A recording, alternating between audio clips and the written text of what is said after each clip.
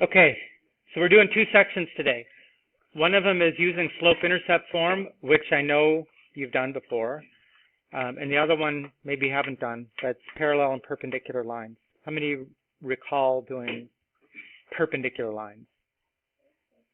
I know you probably did parallel, and you know what it means for lines to be parallel. Maybe you're not as comfortable with perpendicular, but parallel you probably know. Okay. Right, so let's see. I think this was the one that we copied in our extra credit homework. Right, the slope-intercept form of a line, that becomes the second form of the equation of a straight line that we've got. The first was standard form, good for finding intercepts, right? And now it's slope-intercept form, right? Why is it called slope-intercept form? Because look at the y equals mx plus b. What does m represent? Slope. And what does the b represent? The y-intercept. Okay. Now, why is that number the y-intercept? Remember, how did we find the y-intercept in the last lesson?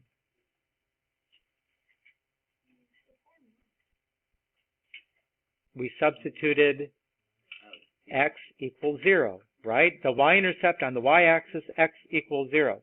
So in this equation right here, if I substitute x equals 0, what does y equal?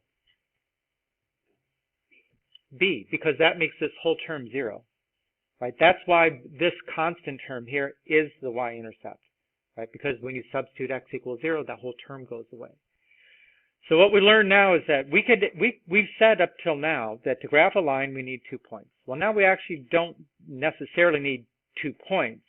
It's enough to have 1 point and that characteristic of a line called the slope, right? Because then we can use that to find the second point. Right? So if you know the y-intercept, like in this problem here, y equals 1/3 x plus 1. If the y-intercept, meaning where does it cross the y-axis, is 1, you can make that point. And then if the slope is 1/3, remember the slope is the change in the vertical, the rise, divided by the change in the horizontal, the run. So you start at the first point, right? And you go up 1, positive 1, and you go right 3, positive 3, right? And there's your second point. Draw a line. Right? So that's how you graph using slope-intercept form. Right? First graph the point, yeah. Quiet, please. It doesn't, yeah, I mean, if you want to say, I'm going to go over 3 and then up 1, it's the same thing, right? I could go over 3 and up 1. I get to the same place. Usually we do the numerator first, but, you know, if you keep that straight, that's fine. You're going to get to the same spot. This is a positive slope, right? So, you know, it should be when you use the slope to find that second point, that we know what that means. The line should look like it's going up from left to right, right? If you made a mistake, it may be that you got confused and you went over and down or something like that, right? Well, that would make your line have a negative slope. It would be tilted down. So make sure that it squares with what you know about positive slopes, negative slopes. All right, so slope-intercept form. Slope-intercept form is by far the form of a straight line that you use the most. In fact, based on what we did before, when a equation is solved for y, we say that y is a function of x. So slope-intercept form, when you have to put a straight line into a function format, that means solve for y, and that is slope-intercept form. Do you remember doing this before? Probably. So the very first problems here are we just have to identify slopes and intercepts. So in this letter A, what would you say is the slope? Say again. The slope is that number, right? The y-intercept is 4. Okay, so I can say, and I'm going to use the letters that we use for that. M equals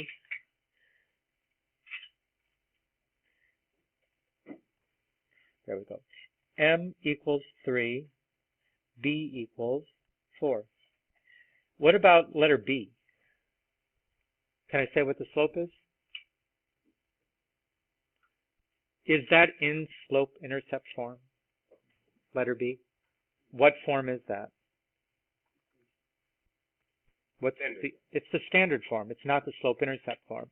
So you can't tell the slope and the y-intercept until you put it into slope-intercept form. So how do you put an equation into slope-intercept form? Solve for y. So before you can answer this question on the second one, you need to solve it for y. How do you solve that equation for y? You got to isolate the y. Okay, well, how do you isolate the y in that situation? Subtract the 3x, right? So if it's not in slope-intercept, solve for y. Subtract 3x. Subtract 3x. Right? On the left, it cancels the 3x's. Y equals, and what are you going to do with the 2 minus 3x? Can you put them together? No, they're not like terms. So you either have to write 2 minus 3x, or because we know that slope-intercept is actually the x term comes before the b, then let's write it as negative 3x plus 2. Okay, now we can say what is the slope and what is the y-intercept. What is the slope? The slope is negative 3. The y-intercept is positive 2. So if it's not in slope-intercept form, you got to solve for y to put it in slope-intercept form. Then you can answer the question.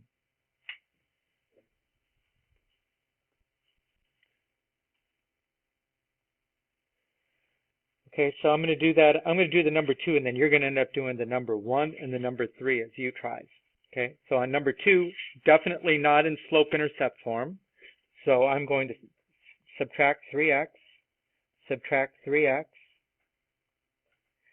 negative 3y equals negative 3x plus 12. Okay, that's not solved for y yet. What do I have to do to finish solving for y? Divide by negative 3.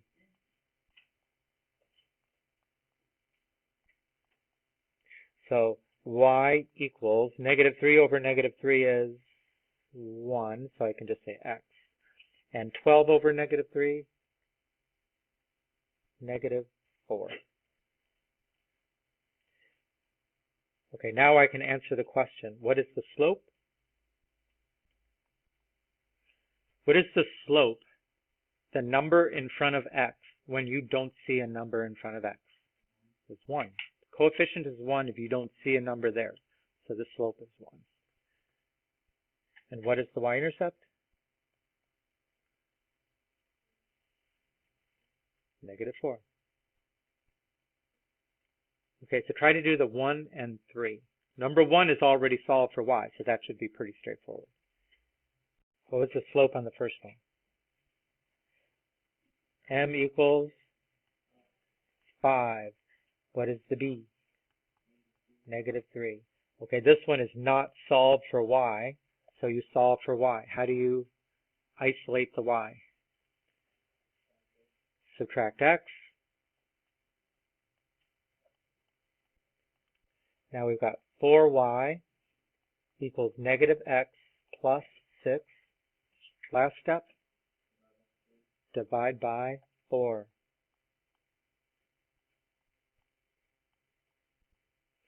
So y equals, what do you do with negative x over 4?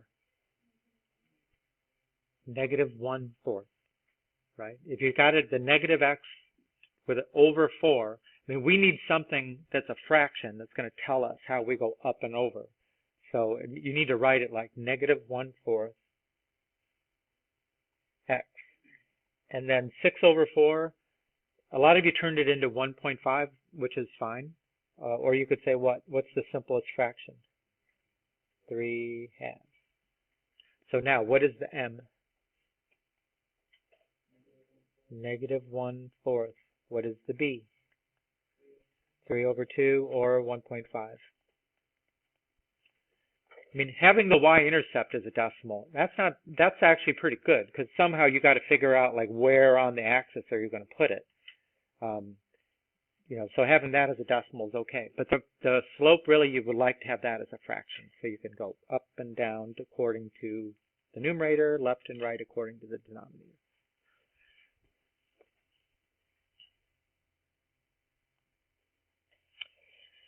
So graph the equation. This is their example. And I wish they would have given us an example that was already solved for y, and they didn't. But they solved it for y in the first step. Does everybody see how they solve 2x plus y equals 3, and they get y equals negative 2x plus 3? Right. Okay, so remember the steps. Well, they actually have a step where they identify the slope and the y-intercept. The slope is negative 2, and the y-intercept is 3. So first you plot the y-intercept, 3, and then you have to use the slope to tell you how to go up and down, left and right to find another point on the line. How do you use a slope of negative 2? It's not a fraction. So how are we going to get directions on up and down and left and right when the number is actually not a fraction? Anybody? Yeah. Yeah, put it over 1. Right? If it doesn't have a denominator, then just make it 1, because we know that dividing by 1, it's the same thing anyways. So they should have said something about that. I don't see that they did. So if m equals negative 2, right, that means negative 2. My thing has got to slow down. Come on. There we go. That means negative 2 over 1. Right, so how would you use those as directions? Negative 2 in the numerator means down 2. Positive 1 in the denominator means right 1. So that's what they did here. They went down 2, right 1. What if instead you did it like this? You said, well, negative 2 could also be 2 over negative 1. Right? What are those directions telling you to do? The positive 2 in the numerator means up. And the negative 1 denominator means left. So if you did that, you would go from this point, you would go up to left 1, you would get that point. But it's on the same line. It doesn't matter which way you do it. You could either go up to left 1 or down to right 1. It's the same thing. You still get the same line. All right, we'll wait till after our lunch for the rest.